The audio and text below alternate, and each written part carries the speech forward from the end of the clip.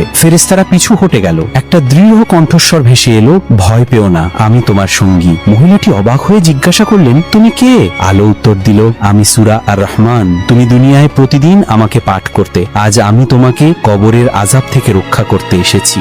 তুমি কি জানো, কিছু মানুষ মারা যাবার পরও তাদের কবর আলোকিত হয়ে যায়? সেই মহিলা আর এই পৃথিবীতে নেই, তার জানাজা হয়েছে, কবরেও মাটি দেওয়া হয়েছে, সবাই চলে গেছে, কিন্তু কেউ জানতো না কবরের ভেতরে কি ঘটতে চলেছে। কবরের ভেতর তার আমলের কিতাব খুলে দেওয়া হলো। ফেরেশতারা বললেন, তার জন্য জাহান্নাম নির্ধারিত। সাথে সাথেই কবরের দেওয়াল ভেঙে পড়তে লাগলো, চারদিক অন্ধকার আর আগুনের তাপে ভরে গেল। মহিলাটি কাঁপতে কাঁপতে বললেন, হে আল্লাহ, আমি তোমার প্রতিটি সিদ্ধান্তে ধৈর্য ধরেছি, আমি তোমার রহমতেরই আশা করি। তার চোখ থেকে অশ্রু ঝরতে লাগলো। ঠিক তখনই একটা উজ্জ্বল আলো নেমে এলো কবরের ভেতরে। ফেরেশতারা পিছু হটে গেল। একটা দৃঢ় কণ্ঠস্বর ভেসে এলো, ভয় পেও না, আমি তোমার সঙ্গী। মহিলাটি অবাক হয়ে জিজ্ঞাসা করলেন, তুমি কে?